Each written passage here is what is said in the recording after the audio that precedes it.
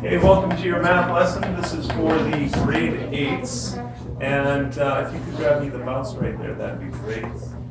So we're going to be looking at multiplying fractions and mixed numbers. And it says 3.3 and 3.4 right here. But if you look very carefully, you can see exactly which ones you're supposed to be doing. You can take a look at the exact numbers that you've got there.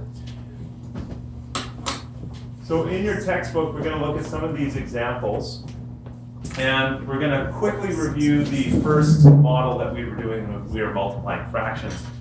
And that's when we look at a piece like this. It says, which multiplication equation does this diagram represent? How do you know? First thing I want on your show me board, see if you can figure out what is being represented here. We've got two fractions. They are both less than 1, and they are being multiplied.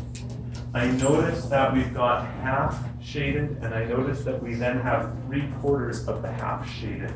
And I notice that we end up with 3 out of 8 that seem really dark. Okay? Thank you very much. Very nice. Very good. Give yourself a check mark there. You got 3 for me. You got your first one. Yeah, I would agree with that. Oh, hold on. No, I wouldn't. Let's get close. Yes, check mark for you. You've got 1 of 3. Close. Oh, I think I get where you're going with that. You'll see where you went up. No, not that. No, but you're close. You'll see. I see what you're thinking of. You'll see. I agree with you. All right. I agree with you. You'll see you're getting close. Okay. Quiet, please. I'd like to show you. I notice in this box that we had half of it got shaded. And then of that half that got shaded, 3/4 got a double shade. And so we end up with 1/2 times 3/4. Quiet down the conversation, please. I'd like to move forward with the video. Thank you. So 1 times 3, we've got 3. 2 times 4, that's 8. Sure enough, we've got 1, 2, 3 out of the total 8 boxes are shaded here. So we have 2 that are less than 1. But what we're going to do today is we're going to talk about how to do mixed numbers when we have more than 1. Because if I had numbers that were greater than 1, this box method, it starts to lose its wheels and we're not quite sure what to do. So our first example we're going to look at is 2.5 times 1 1/3. Now, if you recall from the previous model, I'm just going to write that one up there again. What we had, now I don't know if you can see this on the video, but it's what we just did. We ended up splitting this in half, and then we ended up splitting it in quarters. And so what I noticed is that the denominators seem to depict the dimensions of the box, 2 by 4, 2 by 4. We're going to notice a bit of a switch here. Now I'm going to show you 2 ways to use the box method for this. Are we still rolling there, by the way? Okay, cool.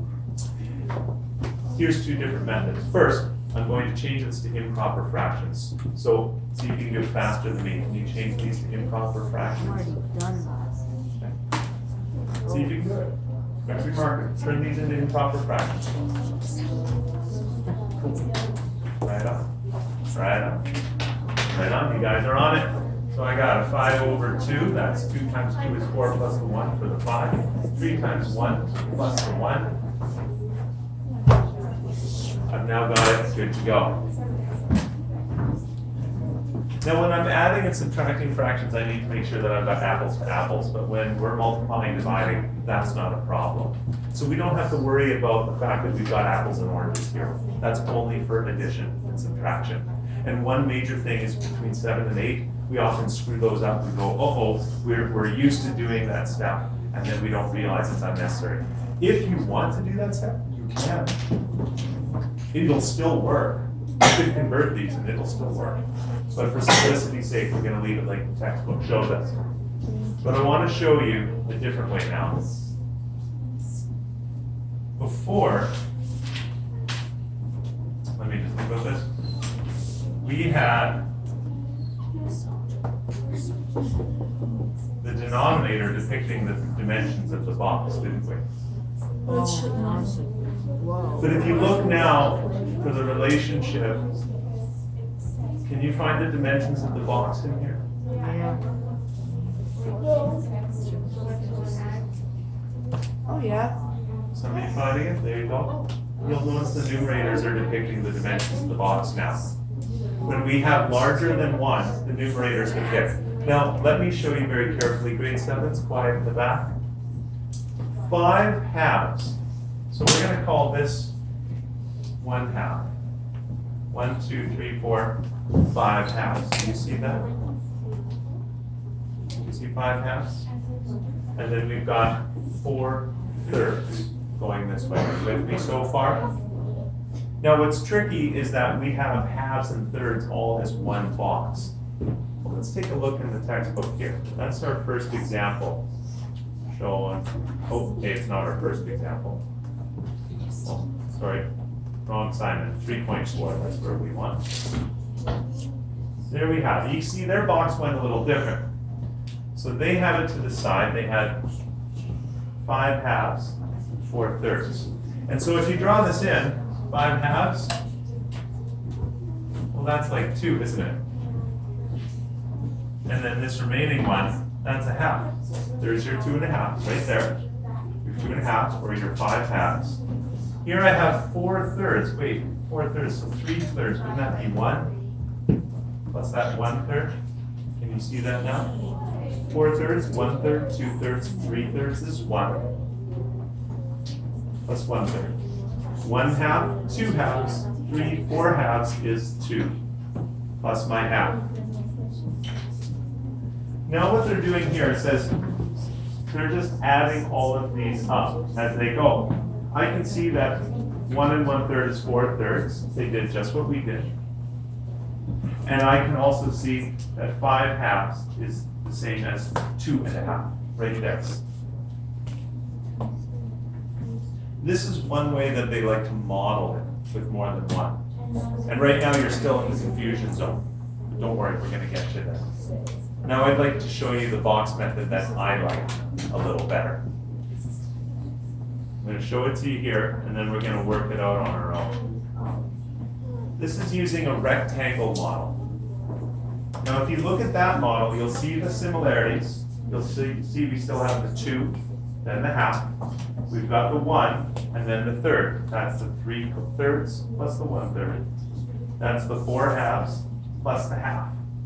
And what we're doing is we're trying to find some totals right in here. So let's take a look at that method on the board.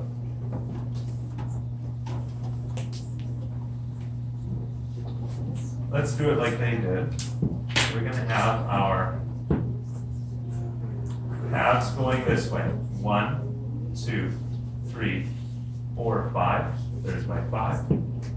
1, 2, 3, 4. That's what we had before.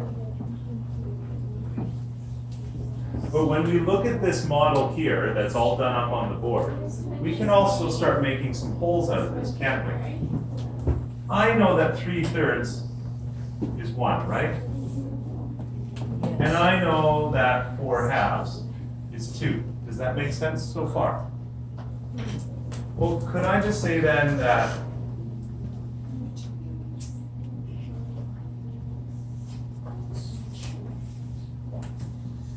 this box equals 2 times 1?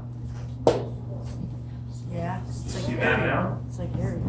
Could I just say this is 2 times 1, which equals 2? We've eliminated part of it, haven't we? Okay. Then we had a half here. Well, if that's a half,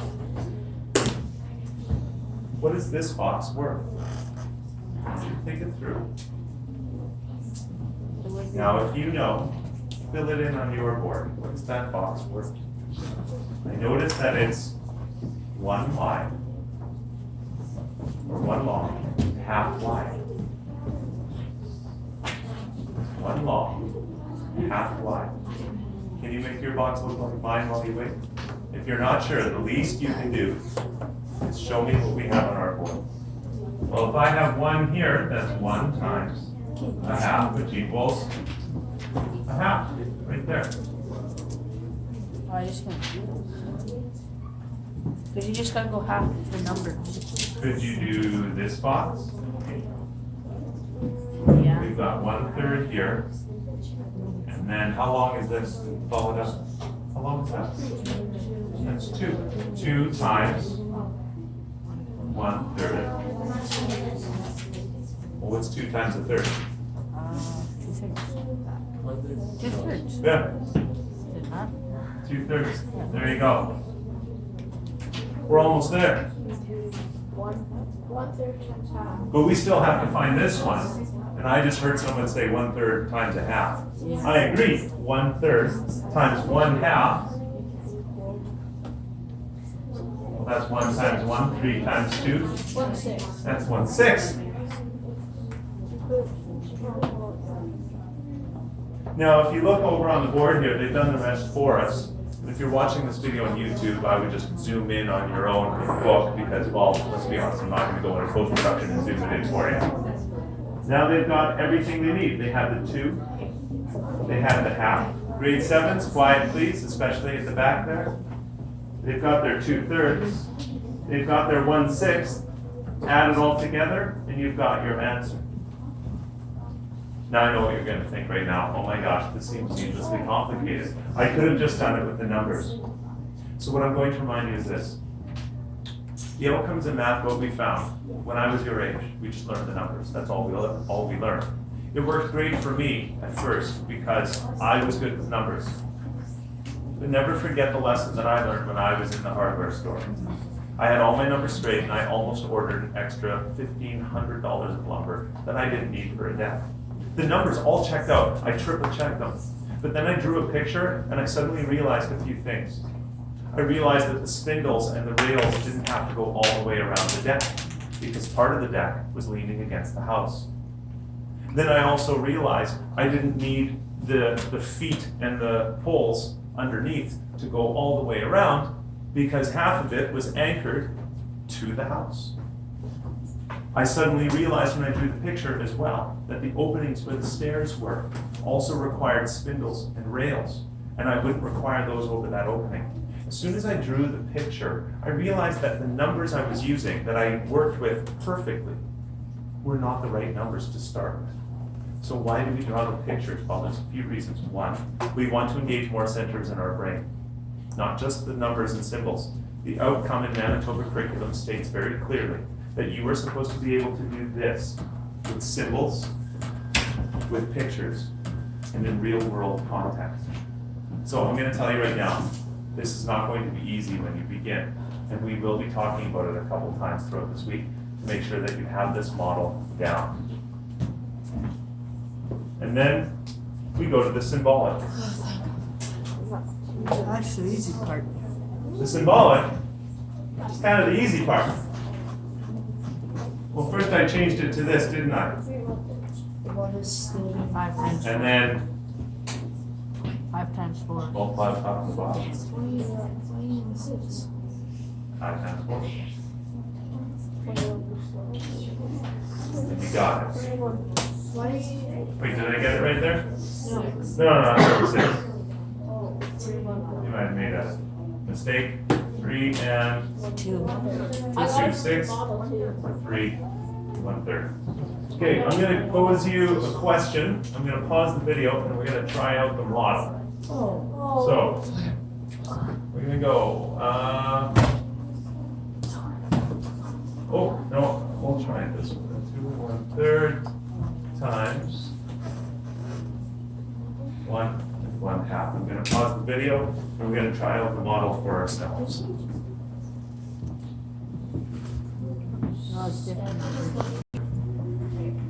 The first thing we did is put it to improper so we could get the dimensions of our box as 7 by 3. Then we realized that 7/3, you have 6/3 being 2, and on 3 halves, 2 halves equals 1, and we labeled it. And once all was said and done, we erased our boxes, found out the equation within each, and added them up.